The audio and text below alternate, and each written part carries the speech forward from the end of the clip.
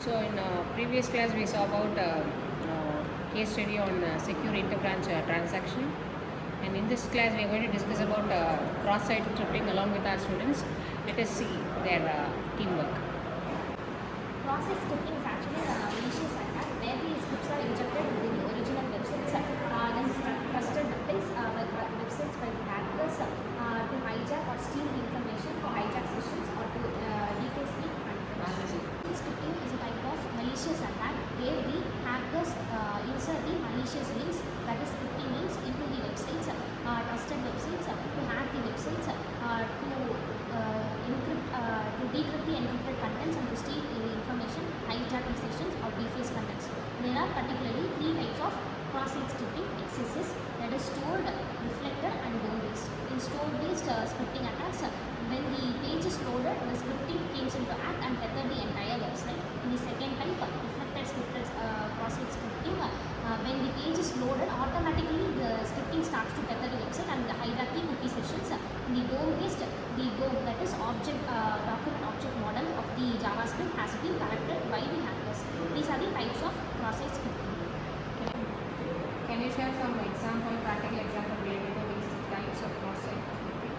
Session hijacking is one of the most common attack which is happening in cross-site scripting, where the session has been hijacked by thefting all the cookies using the reflected cross-site scripting. So I'm going to talk about the risks of cross-scripting.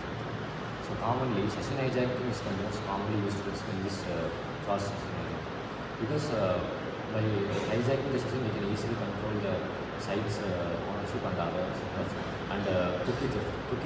Phishing attacks we commonly know that most of the phishing attacks are based on the malicious links and emails like that. And next, we can also known as the key logging.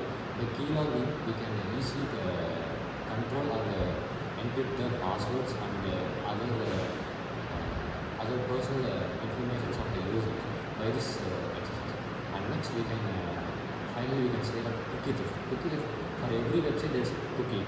So cookie stores the maximum data of all the users. By thefting the cookies, we can easily update the personal details and other information of the users while they are using the websites.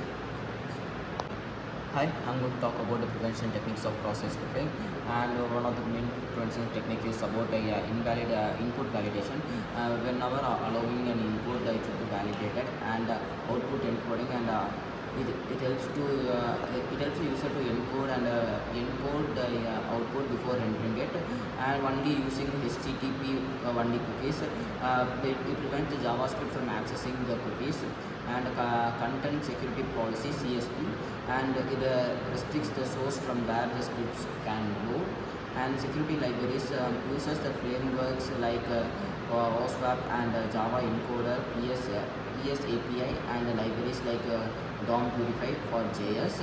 And by following these techniques, we can able to avoid attacks on cross-site scripting.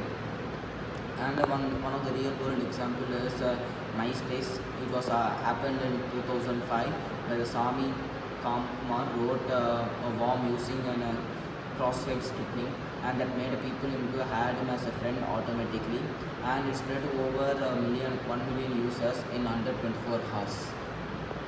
Common detection tools used in cross-site scripting are XSS Hunter, Crosssite, Oswap, and Acquient techniques.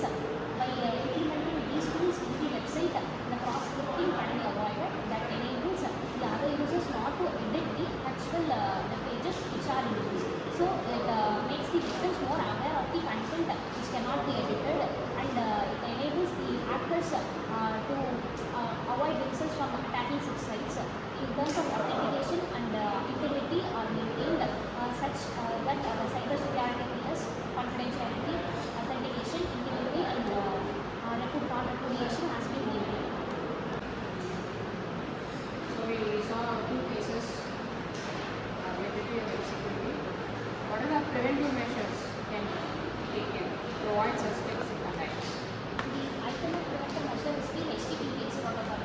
By using the HTTPS protocol, none other hacker can go through the network security. By implementing the network tools such that Wireshark and other network tools, the security can be in a wide range. provided to the